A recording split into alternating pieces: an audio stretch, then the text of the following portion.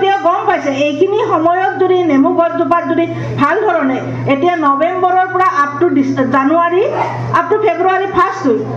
ফেব্ৰুৱাৰীৰ আমাৰ যিখিনি আমাৰ ক্ৰিটিকেল সময় আচলতে বৰষুণ এইখিনি সময়ত বহুত কম থাকে গতিকে এই বৰষুণ কম থকাৰ ফলত কিছুমান শস্যত কিছুমান ফল মূল গছত তাৰ প্ৰডাকশ্যনটো একেবাৰে আমি নাপাওঁ আৰু নেমু এটা এনেকুৱা ধৰণৰ ফল যিটো কম সময়তে আমি কষ্ট কৰি পেলাই গোটেই বছৰ আমি তাৰ পৰা ফল পাব পাৰোঁ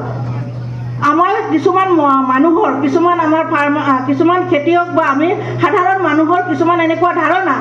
থাকে যে আমি 12 মাহতে আমি নেমুটোৰ পৰা এজোপা নেমুৰ পৰা কেনেকৈ আমি উৎপাদন পাম এনেকুৱা কিন্তু কথা নহয় যে আপোনাৰ গছজোপাই 12 মাহত প্ৰডাকশ্যন বা উৎপাদন নিদিব আমি যদি এইখিনি সময়ত সঠিকভাৱে আমাৰ ঘৰতে থকা নেমু গছজোপাখিনি ভাল ধৰণে প্ৰতিপালন কৰোঁ আমি যদি গুৰিবোৰ ধুনীয়াকৈ চাফা কৰি তাৰ গুৰিত যদি পানী যোগানৰ ব্যৱস্থা কৰোঁ তেতিয়াহ'লে আমি ডিচেম্বৰত যিখিনি নৱেম্বৰ ডিচেম্বৰৰ ভিতৰত যিখিনি ফুল ফুলিব সেইখিনি আমি জানুৱাৰী ফেব্ৰুৱাৰী মাৰ্চলৈকে আমি ধুনীয়াকৈ আমি তাৰ পৰা উৎপাদন পাব পাৰি আৰু সেই উৎপাদন যিখিনি আমাৰ এইটো এটা আচলতে নেমুৰ এইখিনি লিন পিৰিয়ড মানে অফ ছিজন এই অফ ছিজনত যদি আমি নেমুটো আমি প্ৰডাকশ্যন কৰিব পাৰোঁ তেতিয়াহ'লে আমি এটা নেমুৰ মূল্য আমি 2 টকাৰ পৰা 5 টকা পৰ্যন্ত পাব পাৰোঁ আৰু সেইখিনিয়ে হ'ল আমাৰ কিছুমান সৰু সৰু কথা তাতে আমাৰ কিছুমান সাইন্টিফিক যিখিনি টেকনলজিক্যাল নলেজ সেইখিনিতেই আমাৰ দৰকাৰ হয় আমাৰ আৰু যেতিয়া ছেপ্টেম্বৰ অক্টোবৰ মাহত আমাৰ মূল নেমু গছজোপাত আমাৰ ডালবোৰত ফলখিনি আমি আগৰ বছৰৰ ফলখিনি আমি ছিঙি পেলাম সেই ছিঙি পেলোৱাৰ ফলত কি হ'ব তাৰ ডালবোৰ সদায় কিছুমান পোকে আক্ৰমণ কৰে কাৰণ নেমু গছত এটা সমস্যা কৈছিলে নেমু গছত এটা সমস্যাই প্ৰধান সেইটো হ'ল পোকৰ আক্ৰমণ যিটো আৰু বেমাৰ আজাৰ খুব কমেই থাকে কিন্তু পোকৰ আক্ৰমণৰ কাৰণে বহুত নেমু গছ উঠাই পেলাব লগা হয় বা কাটি পেলাব লগা হয় কিন্তু যদি আমি যেতিয়া মেইন হাৰ্ভেষ্ট ছিজন যেতিয়া আগষ্টত আমাৰ যিটো মেইন প্ৰডাকশ্যন ছিজনটো যেতিয়া সমাপ্ত হয় সেই সমাপ্ত হোৱাৰ সময়তে আমি যদি নেমুৰ ডালবোৰ পুৰা কাটি দিব পাৰোঁ চাহ গছ যেনেকৈ কলম কৰে সেনেকৈ যদি আমি কাটি দিব পাৰোঁ আমি পোক পৰুৱাৰ আক্ৰমণ বা প্ৰডাকশ্যনৰ ক্ষেত্ৰত আমি বহুত লাভৱান হ'ব পাৰোঁ কাৰণ যিমানখিনি নেমু জাতীয় যিমানখিনি শস্য আছে নেমু জাতীয় শস্যত আপোনালোকে এটা কথা মন কৰিব তাত সদায় কুমলীয়া ডালত ফুল ফুলে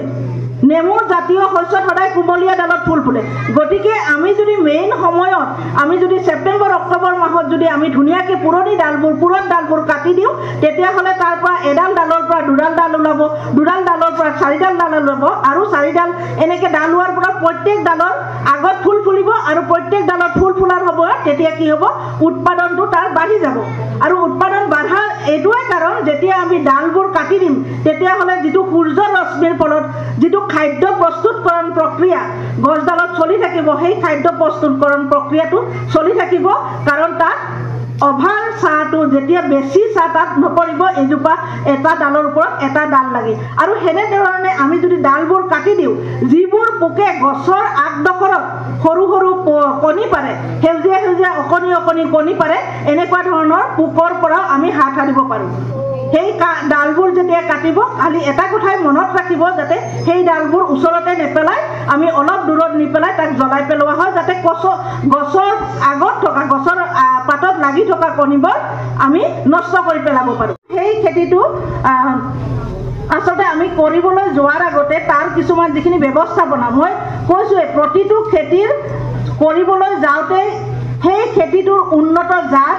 তাৰ ব্যৱস্থাপনাটা আমি জানি লোৱাটো অতি প্ৰয়োজনীয় কাৰণ আমি যদি ভাল সঁচ নলগাওঁ তাৰ পৰা আমি ভাল উৎপাদন পাব আশা কৰা আচলতে মিছা কাৰণ এনেকুৱা ফলবোৰ এবাৰ লগোৱাৰ পিছত আমাৰ 3-4 পিছত যিটো ভাল উৎপাদন দিব আৰু যদি দেখিলোঁ যে আমি ভাল উৎপাদন এই গছজোপাই নাই দিয়া তেতিয়া আমাৰ অল্টাৰনেটিভ যেতিয়া আমাৰ বিকল্প নাথাকে শস্যখিনি উঠাই পেলাব লাগিব গতিকে আমি প্ৰথম অৱস্থাতে মাটিখিনি ভালদৰে প্ৰস্তুত কৰি সেইখিনিৰ উন্নত জাত আমি যিকোনো অসমৰ যিকোনো ঠাইৰ পৰা সংগ্ৰহ কৰি আমি তাত লগোৱাৰ পিছতহে আমি তাৰ পৰা ভাল উৎপাদন পাব পাৰোঁ। যেনেকৈ তেওঁ পেগু ডাঙৰীয়াই কৈছে যে 3 বছৰলৈ ভাল উৎপাদন দিয়ে, কিন্তু আমি তাৰ উপৰিও তাৰ পিছতে আমাৰ মাজতে থকা তেওঁ পাৱে ডাঙৰীয়াই কৈছে তেওঁৰ যিখিনি খেতি তেওঁ 2016 চনত সেই খেতিটো আৰম্ভ কৰিছিলে, কিন্তু আজিও তেওঁ ভাল উৎপাদন পাব পাৰিছে। গতিকে আমি যদি অকল মুখেৰে কিছুমান কথা কৈ থাকোঁ, আমি এনেকুৱা হ'ব জানো? আপোনালোকৰ মনত এনেকুৱা সন্দেহ হ'ব পাৰে, কিন্তু সেই সন্দেহটো তেওঁ নস্যাৎ কৰিছে, কাৰণ তেওঁ এই 7 বছৰলৈকে তেওঁ ভাল প্ৰডাকশ্যন পাব পাৰিছে, কাৰণ তাৰ ব্যৱস্থাপনাটো তেওঁ ভাল ধৰণে লৈছে। তাৰ যিখিনি ব্যৱস্থাপনা, যিখিনি ডাল কাটিব লাগে ছেপ্টেম্বৰ অক্টোবৰ মাহৰ পৰা নৱেম্বৰ ডিচেম্বৰ মাহলৈকে ফুল অহাৰ আগত যিখিনি ব্যৱস্থাপনা, যিখিনি ৰাসায়নিক সাৰ হওক, যিখিনি জৈৱিক সাৰ হওক, তেওঁ কিছুমানে যদি ভাবে যে মই জৈৱিকভাৱেই কৰিম, মানে পোষণ সাৰ বা আমাৰ যিখিনি জৈৱিক সাৰ আছে, কেঁচু সাৰ, এনেকুৱা ধৰণৰ সাৰ আছে, এনেকুৱা ব্যৱহাৰ কৰিয়ে তেওঁ যদি খেতিটো কৰিব বিচাৰে, তাৰ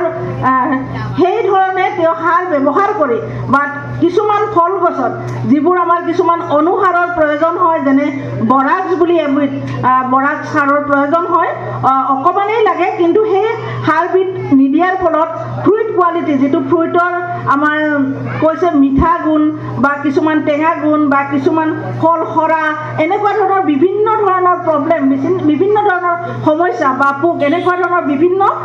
সমস্যা আহিব পাৰে। গতিকে সেই সমস্যাবোৰৰ সমাধান কোন সময়ত ল'ব লাগিব, কোন সময়ত আমি সেইখিনি তাত পানী যোগান ধৰিব লাগিব। আৰু এজন খেতিয়কৰ কথা কৈছে, তেওঁ